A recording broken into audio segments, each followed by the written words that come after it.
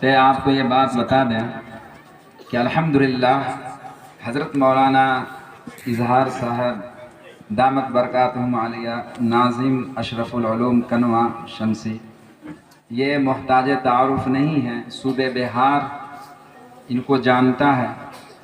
اور ایک بات اور بتا دیں کہ بہار میں جتنے ادارے ہیں ان اداروں میں اگر صوبے بہار میں کوئی ادارہ مقبول ہے تو وہ ادارہ اشرف العلوم کنوا شمسی ہے۔ الحمدللہ ہر سال وہاں سے بچے دارالعلوم دیوبند پہنچتے ہیں اور اعلیٰ نمبرات سے کامیاب ہوتے ہیں۔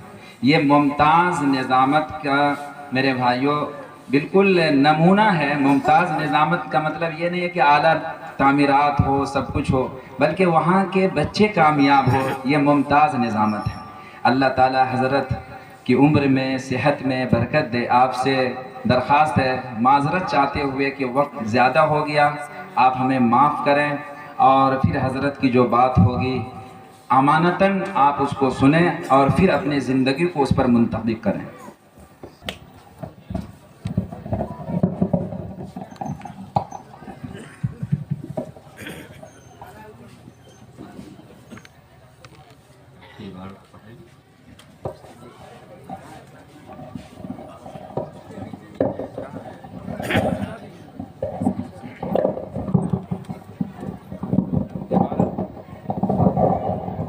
عبارت پڑھیں آخری بات جی، آخری بات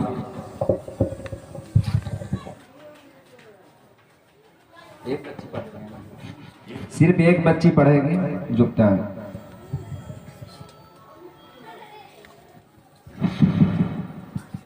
السلام علیکم ورحمۃ اللہ وبرکاتہ۔ بسم اللہ الرحمن الرحیم۔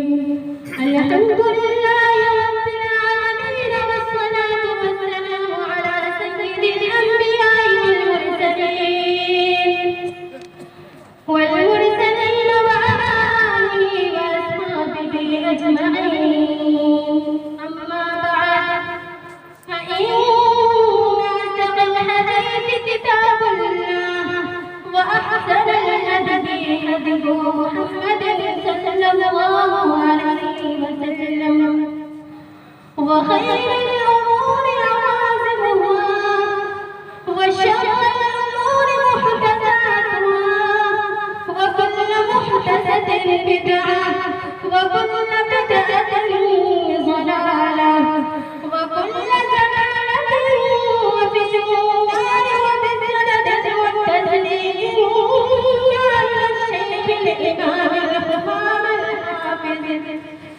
إمام الحافظ الحجة أمير المؤمنين بالحديث أبي عبد الله محمد بن إسماعيل بن إبراهيم بن المغيرة إبراهيم بن المغيرة بن البلد بن الجعفر اليماني البخاري رحمه الله تعالى. اللهم انفعنا وانفعنا بعلومهم وعلومكم أجمعين، آمين يا رب العالمين. أنه قال باب قول الله تعالى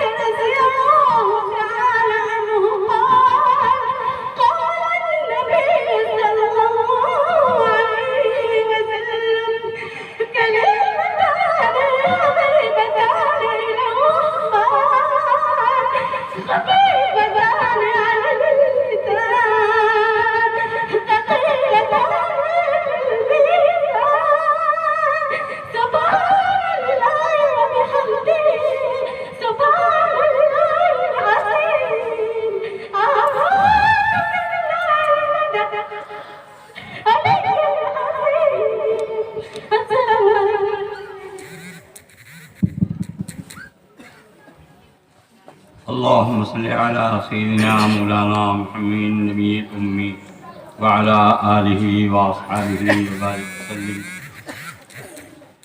قال الإمام البخاري رحمه الله: باب قول الله: ونضع الموازين القسط ليوم القيامة وأن أعمال بني آدم وقولهم يؤذن. وقال مجاهد: القسطاس العدل بالرومية، ويقال القسط مصدر المقسط وهو العادل. أما القاسط فهو الجاهل.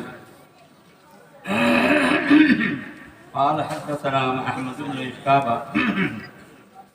قال حدثنا محمد بن الفضيل عن عمارة بن القوقاعي عن أبي زرعة عن أبي هريرة رضي الله تعالى عنه قال: قال النبي صلى الله تعالى عليه وسلم: كلمتان حبيبتان إلى الرحمن خفيفتان على اللسان ثقيلتان في الميزان سبحان الله وبحمده سبحان الله العظيم.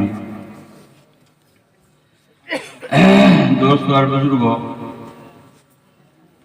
حضرت امام بخاری علیہ الرحمہ نے یہ آخری باب قائم کیا ہے. امام بخاری علیہ الرحمہ باب جو قائم کرتے ہیں عنوان، اگر وہ مضمون قرآن کی آیت میں ہو تو قرآن کی آیت کو ذکر فرماتے ہیں اور اس کی تائید میں احادیث کو لاتے ہیں. یہ آخری باب قائم کیا ہے، اس کا عنوان قائم ہے، فرمایا ہے: ونضع الموازین القسط لیوم القیامہ. ہم عدل کی ترازو کو قیامت کے دن قائم کریں گے اور بنی آدم کے انسانوں کے اعمال اور ان کے اقوال یہ وزن کیے جائیں گے.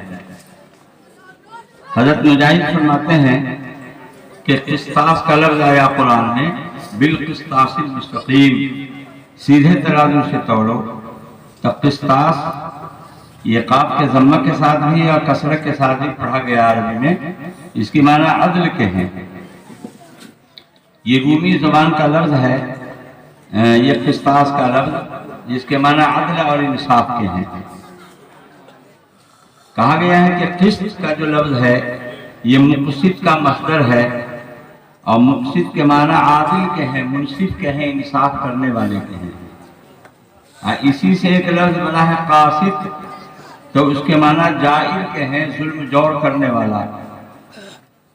قرآن عظیم نے دونوں لفظ استعمال کیا.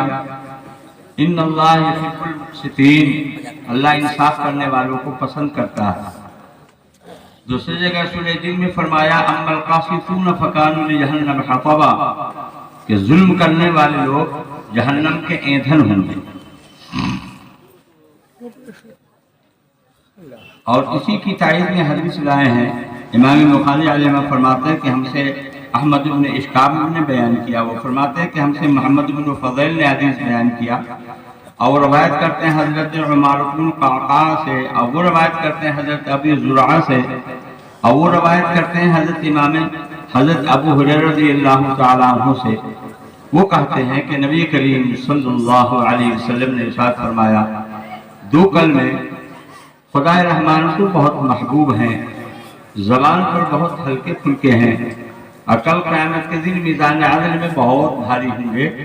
اور وہ دو کلمے سبحان اللہ و بحمدہ سبحان اللہ العظیم. یہ آخری باب قائم کیا ہے امام بخاری نے، جس میں اعمال بنی آدم، انسانوں کے اعمال اور ان کے اقوال کی تولے جانے کی بات کہی گئی. اللہ فرماتا ہے کہ ہم میزان عدل قیامت کے دن قائم کریں گے. قیامت کے دن دو عدالت ہوگی، ایک عدالت ایمان اور کفر کی ہوگی. اس عدالت میں کفر اور شرک کے سلسلے میں دو ٹوک بات ہوگی کہ ایسے لوگ کو چن چن کر کے جہنم میں ڈال دیا جائے گا. وَامْتَازُوا الْيَوْمَ أَيُّهَا الْمُجْرِمُونَ، اے مجرموں، مشرکوں، کافروں، الگ ہو جاؤ. یہ دنیا نہیں ہے کہ مل جل کر کے رہتے ساتھ، آج الگ ہو جاؤ.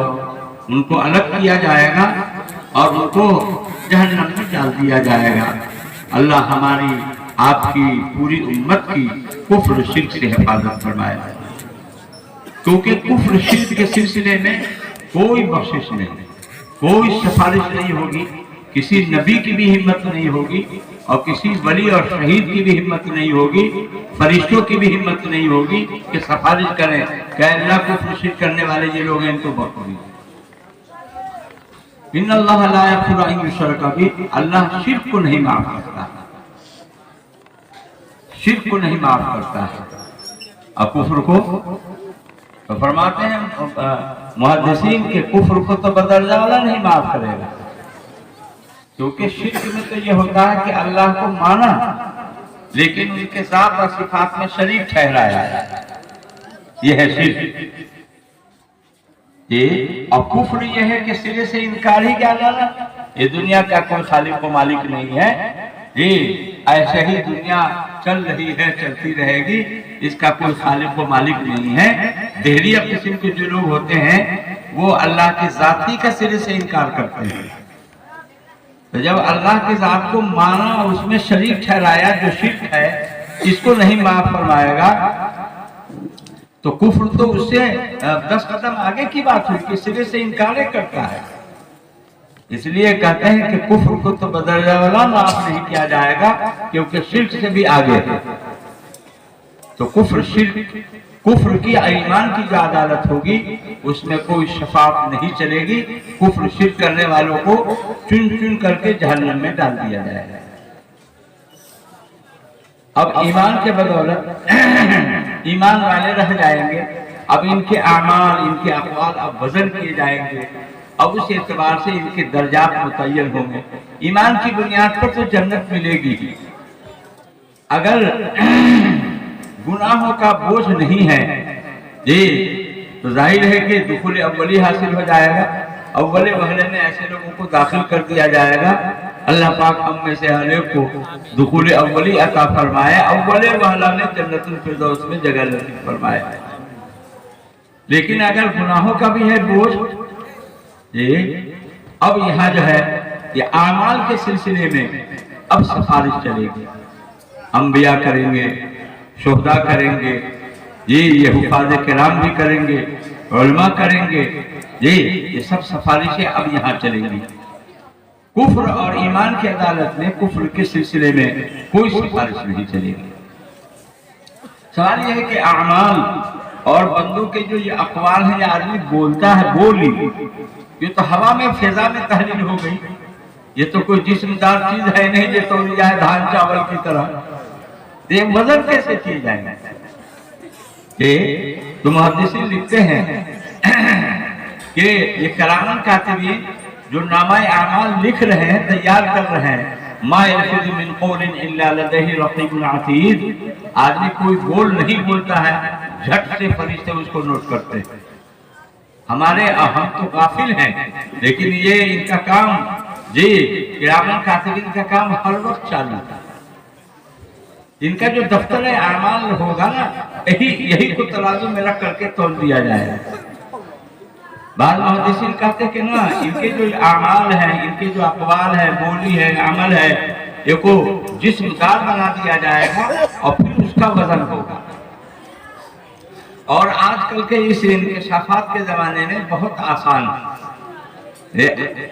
आमाल है, अक़वाल है, बोली, ये अमल, इसका कोई वजूद यानी जिस्मानियत की चीज नहीं है। लेकिन अब जो है हम जिस जमाने में हैं, आदमी बुखार को तौल लेता है, थर्मामीटर लगाया आता है इतने डिग्री बुखार जी, गर्मी और सर्दी को वजन कर लिया जाता है कि इतने दर्जा हरारत जी गर्मी है और इतने दर्जा जो है बुरुदत। हवा को तोड़ लिया जाता है कि हवा इतनी तेज रफ्तार में है, 45 किलोमीटर की रफ्तार में है जी। तो जब इंसान ये हवा को वजन कर ले रहा है, ये बुखार गर्मी जो है उसकी हरारत उसको तोड़ लेता है। और इसी तरीके से आप कहते चले जाइए तो अल्लाह जो हमारा और आपका खालिक है, उसके लिए क्या मुश्किल है कि हमारे और आपके किए हुए अमल को अब बोले हुए बोली को जो है वो वजन कर ले, उसके लिए कोई मुश्किल नहीं। तो खैर हमारा और आपका ईमान है कि ये हक है और सच है جی دوبارہ زندہ ہونا ہے، میدان حشر میں جمع ہونا ہے، اپنے زندگی کا حساب کتاب دینا ہے، جی پل صراط پار کرنا ہے۔ ایمان اور اچھے اعمال ہوئے تو جنت، اور ایمان اور اعمال کے اندر اگر بگاڑ ہوا تو پھر خدا نخواستہ بگاڑ ہوا تو پھر سزا۔ جی تو قرآن کریم نے جو یہ کہا ہے کہ عدل کے ترازو کو ہم قیامت کے دن قائم کریں گے، اللہ ضرور کرے گا۔ اب دھان لگاتے تو کھیتے میں رہنے دیتے ہیں کہاں؟ کہ کاٹ کے لاتے ہیں کلیان میں اپنی لاتے ہیں گھر۔ اللہ نے جو اتنی بڑی دنیا بسا دی ہے اب وہ ایسے ہی چھوڑ دے گا؟ افحسبتم انما خلقناکم عبثا، تم نے کیا یہ گمان کر لیا ہے کہ ہم نے تم کو یوں ہی عبثی پیدا کیا ہے؟ وانکم الینا لا ترجعون، تم ہمارے پاس لوٹ کر کے نہیں آؤ گے، آنا ہے۔ تو اس سلسلے میں حضرت مجاہد بہت بڑے مفسر ہیں، حضرت عبداللہ بن عباس رضی اللہ تعالیٰ عنہ کے مائع ناز شاگرد ہیں، یہ قرآن کے اس لفظ کو کا معنی وہ بتلاتے ہیں۔ قسطاس کا لفظ آیا وزنوا بالقسطاس المستقیم، سیدھے ترازو سے تولا کرو، تو قسطاس کے بارے میں کہا کہ رومی زبان کا لفظ ہے، انصاف کے معنی میں ہے۔ ایسی قاف سین تا سے قسط بنا ہے، یہ جو ہے مقصد کا مصدر ہے۔ علماء جانتے ہیں کہ مقصد جو ہے باب فعل سے ہے، قسط جو ہے مجرد سے ہے۔ ہم لوگ نہیں سمجھے لیکن علماء سمجھتے ہیں۔ یہ باب فعل کی کبھی خاصیت ہوتی ہے اصل میں ماخذ کو دور کرنا، تب مقصد جو ہے قسط سے بنا ہے، تو قسط کے معنی جو ہے ظلم کے ہیں، تو اقسط یقسط کا معنی ہوگا ظلم کو سلب کرنا، ظلم کو دور کرنا، انصاف کرنا۔ اس لیے مقصد کے معنی منصف کے ہیں، انصاف کرنے والے کے ہیں، اور یہ اسی قسط سے قاصد بنا ہے، اس کے معنی ظلم زیادتی کرنے والے کے ہیں۔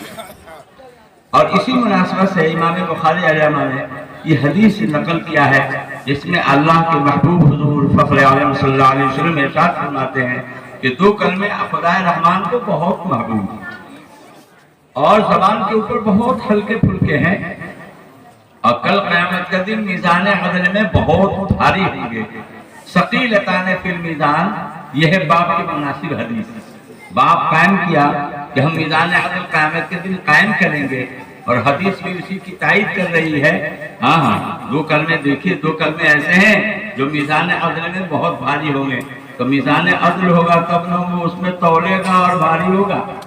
جی تو یہ حدیث گویا اس آیت پر بہت منطبق ہے۔ حدیث کی جو حیثیت ہوتی ہے وہ قرآن کی شرح کی ہوتی ہے۔ یہ آپ کو کہا بھی گیا ہے کہ آپ کے اوپر جو قرآن پاک اتارا گیا ہے آپ اس کو کھول کر کے اس کی وضاحت کر کے آپ بیان فرمائیے۔ تو حدیث پاک جو ہے یہ قرآن پاک کی شرح ہے اور اس کی تفسیر ہے۔ تو باب میں اور حدیث میں مناسبت ہو گئی۔ خود حدیث پاک کے جو الفاظ ہیں اللہ کے ہاں، خدا رحمان کے ہاں یہ دو کلمے محبوب ہیں، بہت پسندیدہ ہیں۔ اس لیے قرآن نے سبحان کا لفظ بکثرت استعمال کیا ہے، بہت زیادہ، اور زبان کے اوپر بہت ہلکے پھلکے ہیں، ان کو ادا کرنے میں کوئی مشقت نہیں ہے۔ اور زبان پر ہلکے ہے تو اس کا مطلب یہ نہیں کہ اس کا اجر و ثواب بھی ہلکے ہوگا، کم ہی ہوگا، نہ ثقیلتان فی المیزان، میزان عدل میں تو بہت بھاری نکلیں گے، یہ اس کا وزن بہت زیادہ نکلے گا۔ اور یہ دو کلمے ہیں سبحان اللہ و بحمدہ سبحان اللہ العظیم۔ جی ایک ہے سبحان کا لفظ، ایک ہے حمد کا لفظ۔ سبحان یہ ہے نا تنزیہ کی چیز ہے، اللہ کو پاک قرار دینا ہے۔ اللہ سب چیزوں، عیبوں سے، نقائص سے، خرابیوں سے، جی ان ساری خرابیوں سے اللہ پاک، یہ ہو گئی تنزیہ۔ اور حمد ہے تقدیس، یعنی اس کو اس کے تمام صفات کمالیہ کے ساتھ وہ متصل۔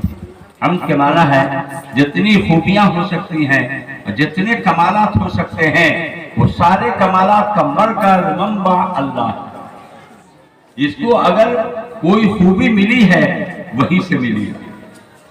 جی جو بھی خوبیاں انسان کو یا دیگر مخلوقات کو دی گئی ہیں وہ خوبیاں اللہ ہی اس کے قاسم ہیں، تقسیم کرنے والے ہیں، اور وہیں سے یہ چیزیں اس کو ملی۔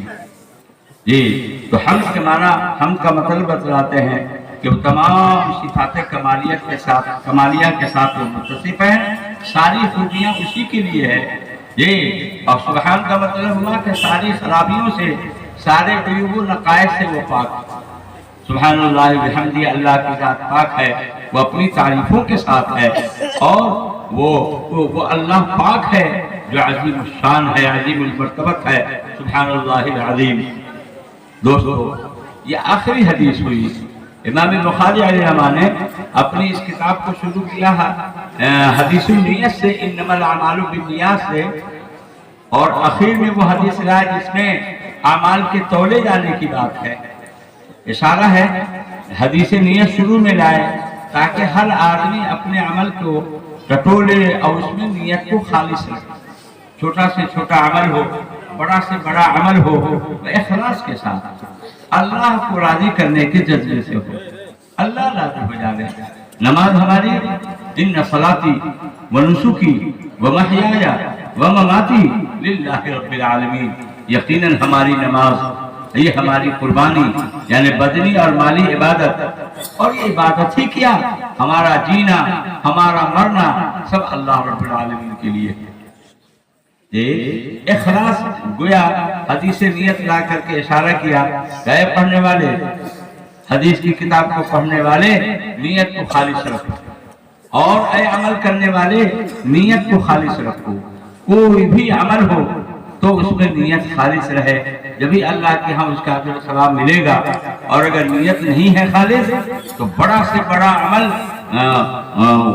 ہباء منصورہ بن جائے گا، گرد و غبار کی طرح لاشے ہو جائے گا، اس پر کوئی اجر و ثواب نہیں ملے گا۔ اللہ کے محمد صلی اللہ علیہ وسلم نے ایک موقع پر ارشاد فرمایا کہ مجھے تم پر سب سے زیادہ شرک خفی کا ڈر ہے، چھپے ہوئے شرک کا ڈر ہے۔ پوچھا گیا اللہ کے رسول صلی اللہ علیہ وسلم چھپا ہوا شرک کیا ہے؟ فرمایا ریا، لوگوں کو دکھانے کے لیے، لوگوں میں اپنا نام پیدا کرنے کے لیے، لوگوں میں اپنی شہرت پیدا کرنے کا جذبہ رکھتے ہوئے کوئی عمل کرتا ہے، ریا۔ فرمایا یہ چھوٹا شرک ہے۔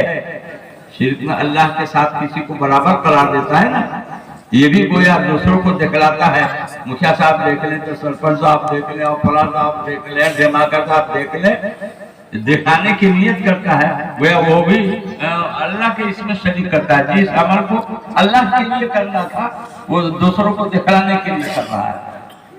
تو نیت خالص رہے، اور یہ ذہن میں رہے کہ ہمارا یہ جو عمل ہے کل قیامت کے دن وزن کیا جائے گا، تو عمل کا وزن اور اس پر اجر و ثواب جبھی ملے گا جب نیت خالص ہوگی۔ تو دوستو ایک تو یہ ہے اعمال کے وزن سے متعلق آدمی کو ہر وقت یہ فکر رہے، ذہن میں رہے، آخرت سامنے رہے کہ بھائی آخرت میں ہمیں مرنا ہے، قبر میں جانا ہے، حشر میں جمع ہونا ہے، اور ایک ایک چیز کا حساب اللہ کے یہاں دینا ہے، اور پھر اس طریقے سے اللہ کے یہاں اجر و ثواب ہم کو ملے گا، تاکہ آدمی پوری زندگی کا جائزہ لے کر کے اسی طرح زندگی گزارے۔ دوسری بات یہ ہے کہ اس میں ذکر کی ترغیب دی گئی، سبحان اللہ و بحمدہ سبحان اللہ العظیم، یہ ذکر ہے، اور ذکر جو ہے ذکر الہی یہ بہت بڑی عبادت ہے۔ وَلَذِكْرُ اللَّهِ اکبر، اللہ کا ذکر سب سے بڑی چیز ہے، اللہ سب سے بڑے ہیں، اللہ کا ذکر بھی سب سے بڑی چیز ہے، اور سب سے بڑی عبادت ہے، اور سب سے آسان عبادت ہے۔ ذکر کے لیے کوئی شرط نہیں ہے، نماز کے لیے شرط ہے، روزہ کے لیے شرط ہے، کوئی رات میں روزہ رکھے تو نہیں ہوگا صاحب، دن میں رکھنا ہے روزہ۔ زکوٰۃ کے لیے شرط ہے، حج کے لیے شرط ہے، ذکر الہی کے لیے کوئی شرط نہیں۔ الذین یذکرون اللہ قیاما وقعودا وعلی جنوبہم، اللہ کے نیک بندے یہ وہ ہیں جو کھڑے بھی، بیٹھے بھی، لیٹے بھی، ہر طرح جو ہے اللہ کو یاد کرتے رہتے ہیں۔ ذکر الہی یہ بہت بڑی عبادت ہے اور بہت آسان عبادت ہے۔ ہم لوگ اس سلسلے میں غافل ہیں، یہ مشکل سے نماز پڑھ لیتے ہیں، لیکن صبح و شام اپنا کچھ پڑھنے کا معمول ہو، سو نہیں۔ یہ ذکر کا بھی معمول صبح و شام اپنا ہونا چاہیے، جی جو لوگ ہمارے اکابر بزرگان دین جو خانقاہ والے ہیں وہ اس پر زیادہ زور دیتے ہیں، جی اپنی اصلاح کی طرف کو متوجہ کرتے ہیں کہ ہر آدمی اپنی اصلاح کی فکر کرے، وہیں صبح و شام ذکر کی بھی تلقین کرتے ہیں، کیونکہ ذکر سے دل کی مجھائی صفائی ہوتی ہے اور پھر اللہ کی معرفت کا نور دل میں اترتا ہے، اللہ کی محبت آتی ہے، اللہ کے محبوب حضور سرور عالم صلی اللہ علیہ وسلم کی محبت آتی ہے۔ اللہ کا جتنا نام لیں گے اور رٹیں گے اتنے ہی اللہ دل میں اتریں گے۔ لا الہ الا اللہ، لا الہ الا اللہ، الا اللہ الا اللہ، اللہ اللہ، اللہ اللہ، اللہ اللہ اللہ، اللہ کا جتنا نام لیں گے، دیکھتے ہیں بچوں کو یاد کرتے ہیں الحمدللہ رب العالمین، الحمدللہ رب العالمین، 10 نمبر رٹتے ہیں تاکہ یاد ہو جائے۔ ایسی ہم اللہ کا نام اتنا رٹیں کہ اللہ یاد ہو جائے۔ ایک ہے اللہ کو یاد کرنا، ایک ہے اللہ کو یاد رکھنا۔ معاف کیجیے، ہم لوگ اللہ کو یاد کرتے ہیں، اللہ کو یاد رکھتے نہیں۔ اللہ کو یاد رکھنے کا مطلب یہ ہے جی نئے گھر بناویں گے اس میں ہم اللہ کو یاد رکھیں گے، تجارت کریں گے اس میں اللہ کو یاد رکھیں گے، شادی بیاہ کا موقع ہوگا تو اللہ کو یاد، اللہ کا حکم کیا ہے، اللہ کے محبوب صلی اللہ علیہ وسلم کا طریقہ کیا ہے، یعنی ہر عمل میں اللہ کو ہم یاد رکھیں گے، یعنی اللہ کا حکم کیا ہے اور حضور پاک صلی اللہ علیہ وسلم کی سنت کیا ہے اور آپ کا مبارک طریقہ کیا ہے۔ یہ ہوا یاد رکھنا۔ ایک ہے یاد کرنا، ایک ہے یاد رکھنا۔ تھوڑا بہت یاد تو کر لیتے ہیں لیکن جب مسجد سے نکلے تو ہم اپنے آپ کو آزاد سمجھتے ہیں، اللہ کو یاد رکھتے نہیں۔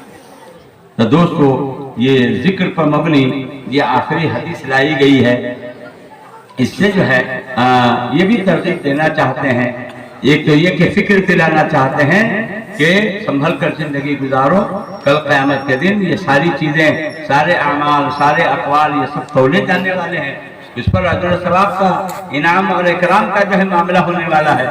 اور دوسری طرف جو ہے ذکر کی گویا ترغیب دی جا رہی ہے کہ یہ کلمہ جو ہے کثرت سے آدمی پڑھے، اور اسی میں منحصر نہیں ہے، یہ افضل الذکر لا الہ الا اللہ ہے، ذکر کا بھی آدمی اہتمام کرے تاکہ دل کی مجھائی ہو، صفائی ہو، اللہ کی محبت دل میں آئے اور اللہ کے محبوب صلی اللہ علیہ وسلم کی محبت دل میں اترتی چلی جائے۔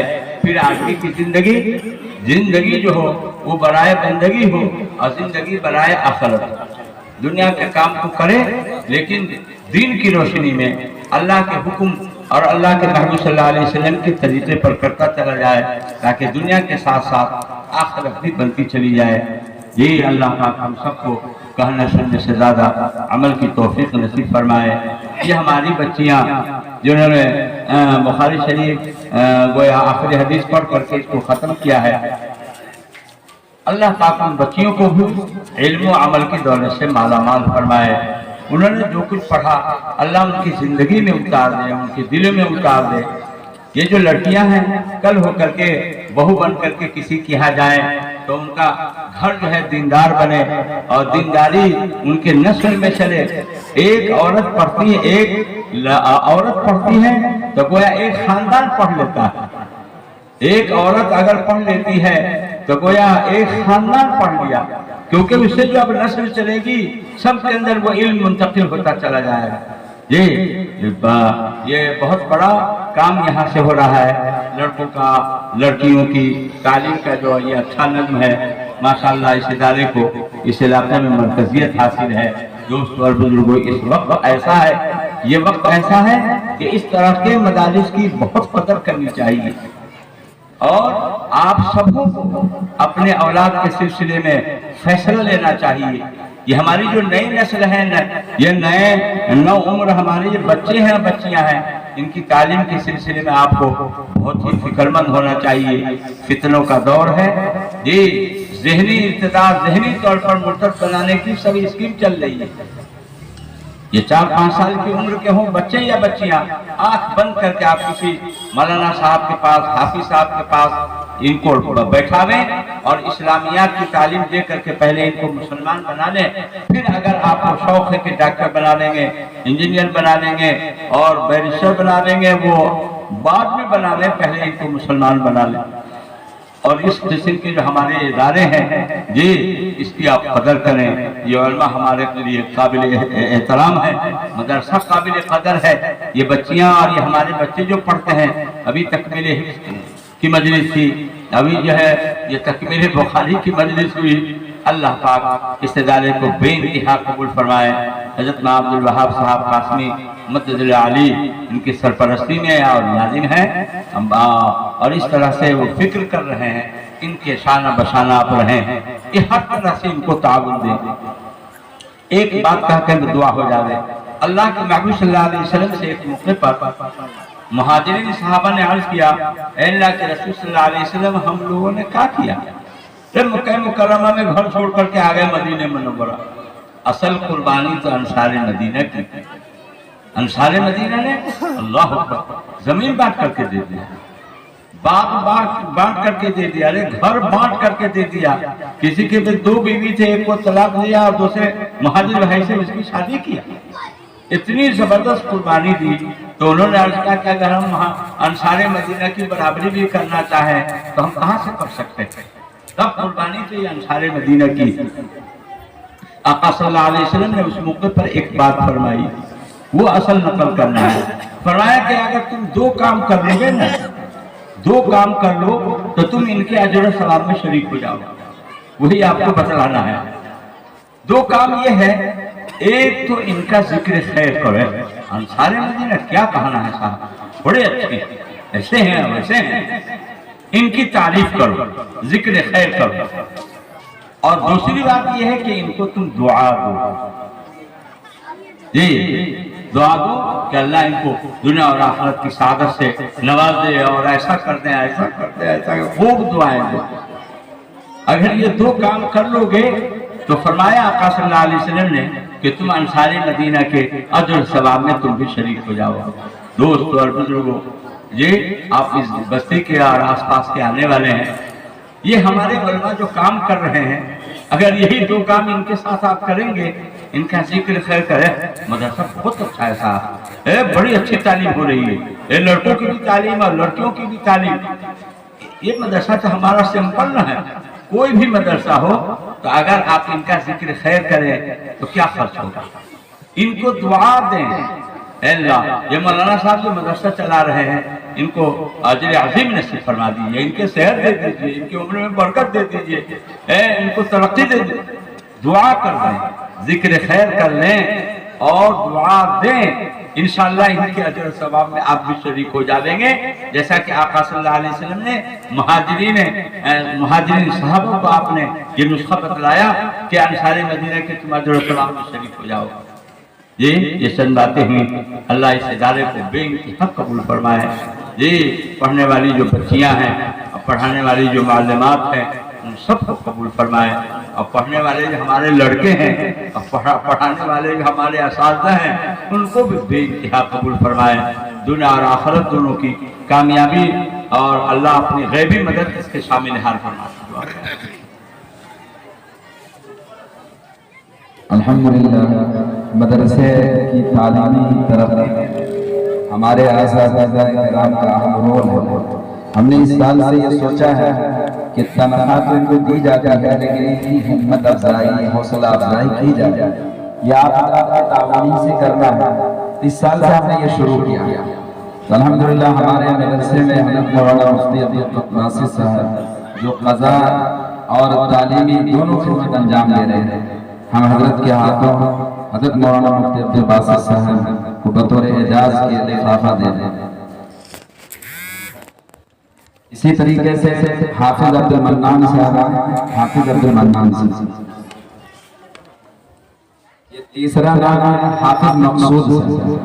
آپ کو معلوم ہے کہ میرا سفر ہوتا ہے اور پھر استاد کی کمی رہتی ہے، تو یہ ماشاءاللہ بیٹھے اللہ قبول فرمائے۔ یہ حافظ مقصود صاحب ماشاءاللہ ہمارے یہاں تعلیمی خلا کو پورا کیا ہے اس سال۔ میرا سفر رہا، استاد کی کمی رہی، تو ہمارے گاؤں ہی کا بچہ اور اسی مدرسے سے فارغ ہوا ہے، تو الحمدللہ یہ پورا سال ہمارا ساتھ دیا۔ ہم دعا بھی کرتے ہیں اور انہیں ہم لفافہ پیش کرتے ہیں. حافظ مقصود صاحب آئیں اور لفافہ حاصل کریں. جی اللہ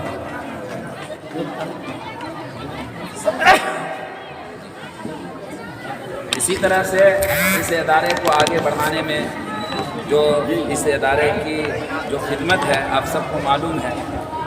معلمات کا بھی ہم لوگ ہم نے تینوں معلمات کو جس وقت خدمت انجام دے رہی ہے ہم نے انہیں لفافہ پیش کیا. آپ حضرات تعاون کیا ہو یا نہ کیا ہو، جو کیا ہے وہ بھی مبارکبادی کے مستحق ہیں اور وہ بھی سمجھیے تعاون کر سکتے ہیں. تو ہم یہ تینوں لفافہ انشاءاللہ اوپر بھیجوا دیتے ہیں، وہ ہم حاصل کرتے ہیں. دعا ہو رہی ہے، آپ حضرات تشریف لیں. اللهم صل على سيدنا مولانا محمد النبي الأمي وعلى آله وأصحابه وبارك وسلم. الله لا إله إلا هو الحي القيوم. ألف لام ميم. الله لا إله إلا هو الحي القيوم. وعنت الوجوه للحي القيوم. يا أحد الصمد الذي لم يلد ولم يولد ولم يكن له كفوا أحد. يا ربنا يا خالق أنفسنا يا غاية رغبتنا ظلمنا أنفسنا وإن لم تغفر لنا وترحمنا لنكونن من الخاسرين. اللهم ربنا آتنا في الدنيا حسنة وفي الآخرة حسنة وقنا عذاب النار. اللهم إنك عفو كريم تحب العفو فاعف عنا يا كريم. اللهم إنا نسألك العفو والعافية والمعافاة الدائمة في الدنيا والآخرة.